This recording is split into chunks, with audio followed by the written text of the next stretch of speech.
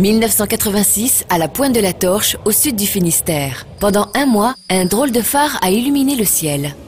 Ce que j'ai voulu faire à la Pointe de la Torche, faire une sorte d'encéphalogramme de la mer, c'est-à-dire que la lumière et que tous ces faisceaux que l'on voit là soient en corrélation immédiate avec l'amplitude de la houle, la force du courant, la vitesse du vent, la hauteur de la marée. Mettre en lumière des sites, des tours, des monuments, c'est le travail de Yann Kersalé, artiste plasticien unique en son genre. En 30 ans de carrière, il a réalisé plus de 500 œuvres à travers le monde.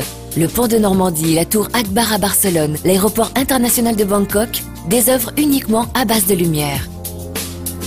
J'utilise cette matière en fait que peut être la lumière quand on l'exploite comme ça sur des supports très variables comme les végétaux ou des architectures ou des transparences. Ça devient un langage. Des petites histoires éparpillées dans la nuit. Une passion qui mûrit alors qu'il est étudiant aux Beaux-Arts à Quimper dans les années 70. Au bout de 2 ans de quête de recherche, de forme, d'expression, je me suis dirigé vers la diapositive et surtout le travail photographique projeté. Aujourd'hui, Yann travaille en équipe dans son atelier. L'une de ses dernières réalisations est une première pour l'artiste, la mise en lumière du nouveau train de banlieue de Paris.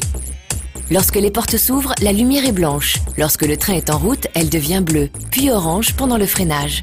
Il faut que le bleu, qui illustre en fait le cheminement, devienne vraiment très calme, quoi.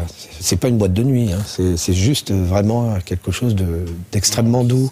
Faire en sorte que le transport des passagers sur un tel objet soit un peu moins raide et un peu moins dur qu'il peut l'être jusqu'à présent. Des œuvres mouvantes et très réfléchies qui demandent beaucoup de travail en amont. C'est pourquoi, quand la nuit tombe, il est nécessaire de tester les prototypes.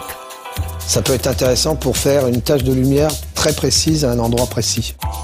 Parmi ces trésors, Yann nous montre certaines de ses réalisations, comme ses gramulettes, des tiges flexibles coiffées de LED ou encore ces drôles de tubes. Ce qui est installé actuellement sur le quai Branly avec les trois tonalités, le bleu, le turquoise et le blanc. Poète et anticonformiste, le style Yann Kersalé est à l'opposé des mises en lumière industrielles, sans âme et sans style. Je continuerai à me battre pour que chaque nuit de chaque ville soit bien différente les unes des autres et surtout qu'il y ait de la distinction, dans tous les sens du terme.